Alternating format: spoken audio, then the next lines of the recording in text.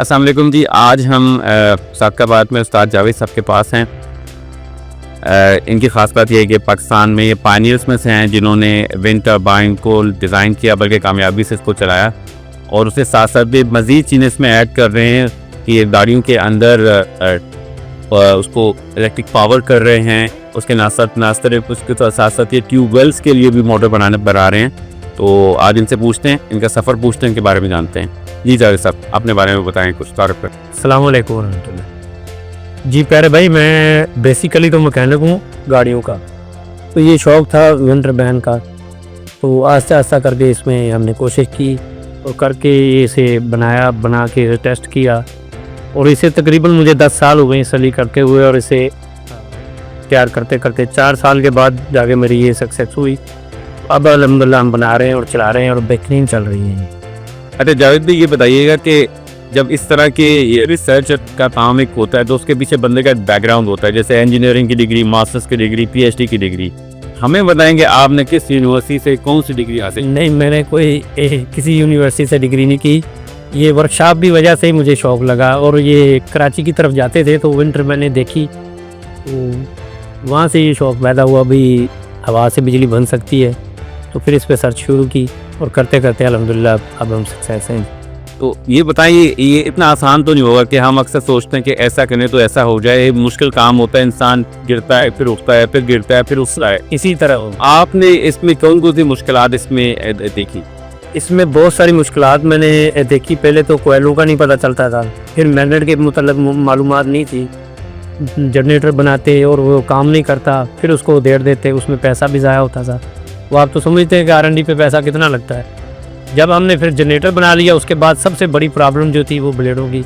Blade इसमें as आ engine का काम करते हैं। जैसे कि इंजन हो तो गाड़ी बन गई, इंजन नहीं है तो फिर वो गाड़ी किसी काम की नहीं। तो उस ब्लेड पे तकरीबन मेरे ने 5 से 4 साल जो है वो खा गए। उसके बाद जाके और अल्हम्दुलिल्लाह हेलिकल ब्लेड हमने वो हॉरिजॉन्टल तो बना रहे थे, हॉरिजॉन्टल तो बिल्कुल चल रहे थे, लेकिन उसमें वो पावर लॉसेस थे। जब हवा तेज़ आती वो अपनी डायरेक्शन चेंज कर लेते थे। तो फिर हमने हेलिकल वर्टिकल की तरफ देखा। वर्टिकल में देखते देखते फिर हेलिकल ब्लेड जो है सबसे अच्छे पसंद आए।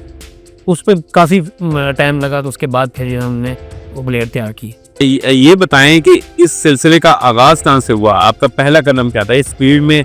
आई नो कि एक मोटर मैकेनिक को बड़ा टेक्निकल होना चाहिए, लेकिन तरफ ये इलेक्ट्रिक पावर की तरफ कैसे आना हुआ?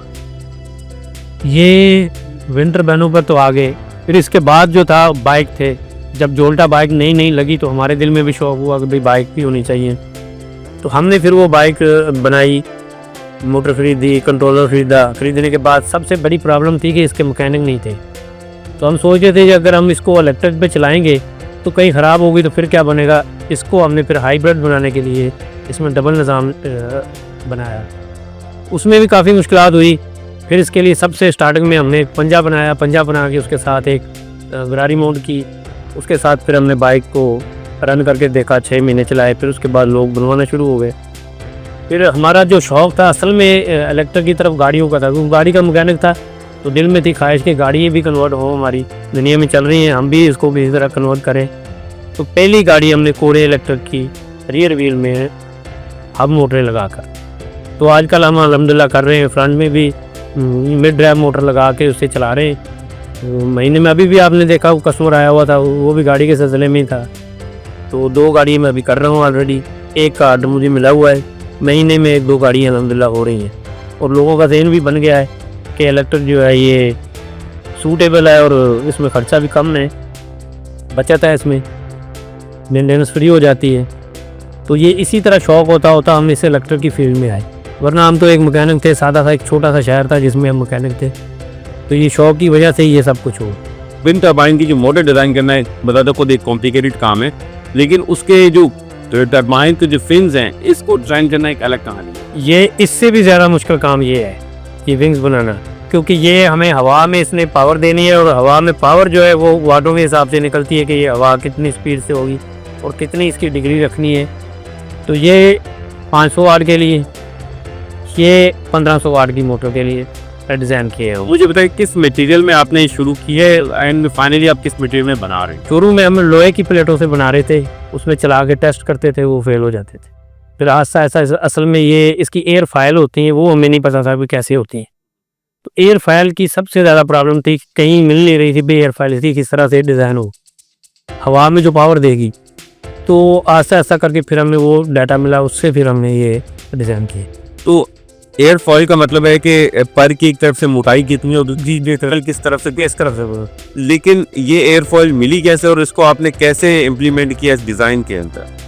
ये मुख्तलिफ वीडियोस देखी, मुख्तलिफ डाटा इकट्ठा किया मुख्तलिफ कंपनियों से, जो कंपनी है उनकी वीडियोस से और उनकी डाटा शीट से, फिर जाके मैं अंदाज़ा हुआ अभी ये किस तरह के। वो पाकिस्तान में किसी बंदे के पास ये थी नहीं चीज़, और जिसे किसी से भी उस्ताद से हम पूछते थे भी एक्सियल फ्लक्स मोटर बनानी है, तो वो पूछते थे ये होती क्या है, ये मोटर ही पहली मरतबा सुन रहे हैं। तो इसलिए ये ना बहुत ज़्यादा प्रॉब्लम थी, रास्ता आस्ता करके इसे हमने। अब ये बताएंगे इसको, ये पूरा पर के अंदर एक बल आ रहा है जी, इसको आपने कैसे इसको डिजाइनिंग में इसको कैसे ढाला, इसको मेक श्योर कैसे किया, क्योंकि एक बड़ा एक कॉम्प्लिकेटेड एक डिजाइन है जिसका एक बल है, इसकी मोटाई में एक बल है, इसकी पूरी बल में कि उसको आपने कैसे सोचने काम है। ये सबसे मुश्किल यही था काम। मुख्तलिफ मटीरियल पे हमने इसे डिज़ाइन किया, लेकिन जब उसको बल देते थे वो टूट जाता था। फिर ये शीटें मिलती हैं रबड़ की तरह, वो एक लोहे की शीट के ऊपर लगा के उन शीटों में फिर इसकी लोहे की एक फाइल बनवाई, उसे सेंटर से काटने के बाद उनमें फिर वो डिज़ाइन रख के काट के ग्राइंडर के साथ कर करके फिर उसको बल दिया। बल जब बराबर हो गया फिर उसे फिक्स करने के बाद फिर इस पर फाइबर की एक डाई निकाली, उसके बाद ये ब्लेड तैयार हुए। और ज़बरदस्त, मैं समझ गया कि आपके जिस तरह से जहाज के विंग को डिजाइन किया जाता है, बिल्कुल जहाज के विंग के अंदर जिस तरह से ढांचा मौजूद होता है उसके ऊपर कवर दिया जाता है, तो हाँ आपने कि इसका बल होते हुए अंदर का आपने ढांचा इसके अंदर पूरा रखा और उसके ऊपर फिर फाइबर की आपने सीट बना के फिर उसकी एक डाई बना के निकाली और उसके बाद ये फाइबर के रिंग निकल। हम इधर आप हमें इन मोटर घुमा के दिखाएंगे कि ये बाउस जनरेट कर रहा है कि वो नहीं है। ये देखें, ये बिल्कुल लो आरपीएम पे है।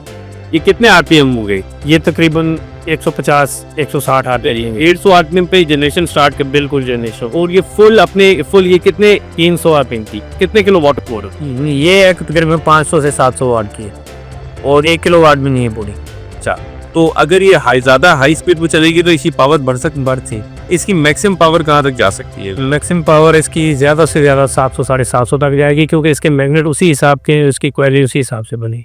इसमें जो तार यूज़ हुई है वो भी उसी हिसाब से हुई है। तो इसमें क्या एल्युमिनियम यूज़ हुई है? हाँ जी, इसमें कोयल जो है एल्युमिनियम भी उसके, कॉपर नहीं, एल्युमिनियम। मैक्सिमम कितने साइज की आज तक जो है विंड टरबाइन की? मैंने 3 किलो वाट तक, 5 किलो वाट तक बनाई। तो उनका साइज काफी बड़ा था? क्या उनका साइज बड़ा हो जाता है, डबल के करीब चले जाता है, यानी 16-17 इंच तक हो जाता है उसका साइज। 16-17 इंच तक है, 24 इंच तक। जो 5 किलो वाट की वो 24 इंच तक जाती है, जो 1000 वाट से 1500 वाट के करीब है वो जाती है 16-17 इंच तक।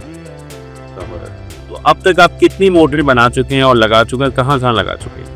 कुछ कराची में लगाई हैं, कुछ लोगों ने मुझसे बनवा के खुद मोड किए हैं। अब मुझे उनका ये पता नहीं ये कहाँ लगाई हैं, कुछ 2-3 पिंडी में गई हैं, वो भी एक्सपेरिमेंट कर रहे हैं वहाँ की हवा के लिए, रोटर उन्होंने खुद बनाए। बाकी 3-4 लगी हुई हैं कराची में बदीन की तरफ।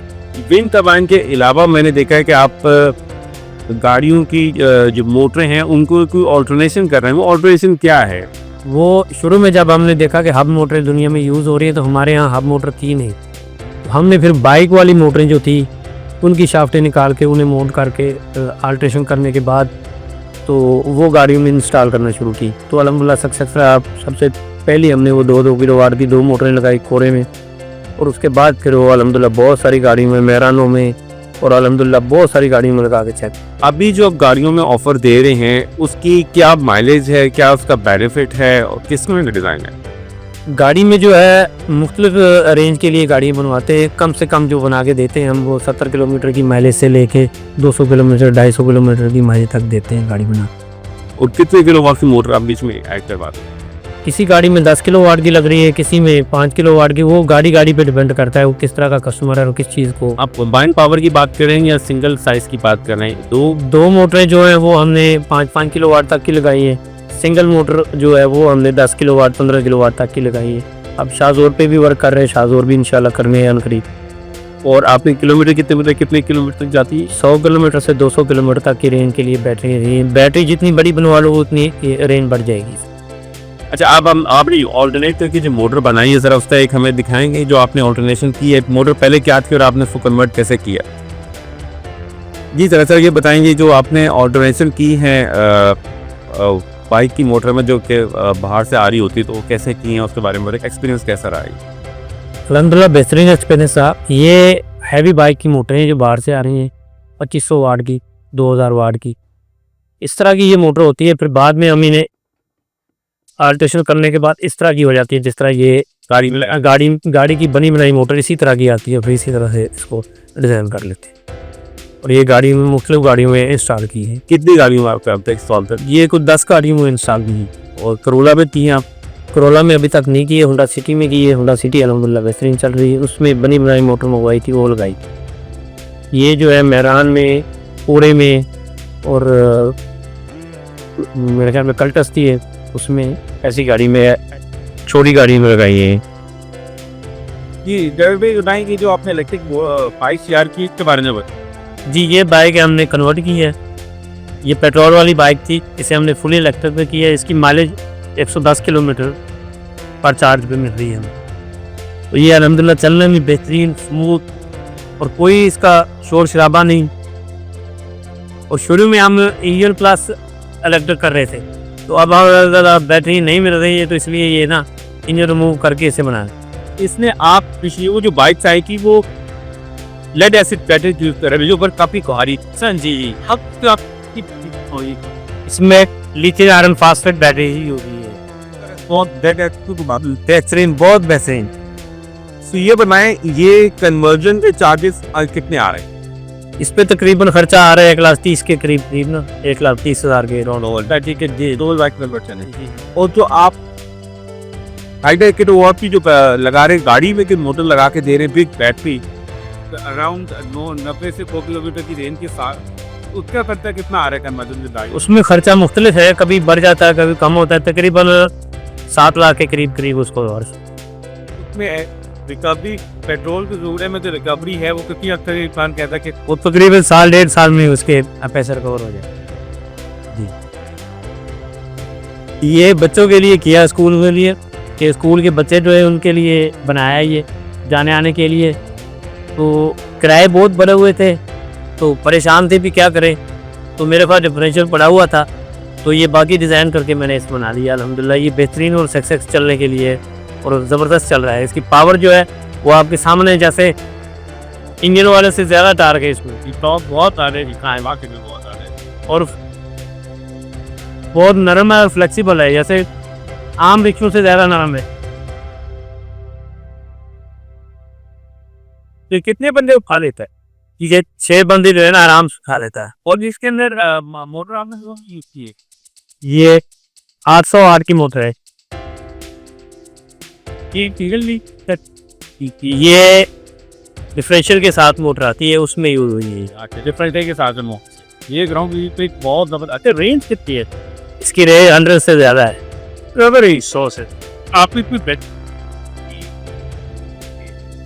इसमें 50 एम्पेयर की बैटरी है।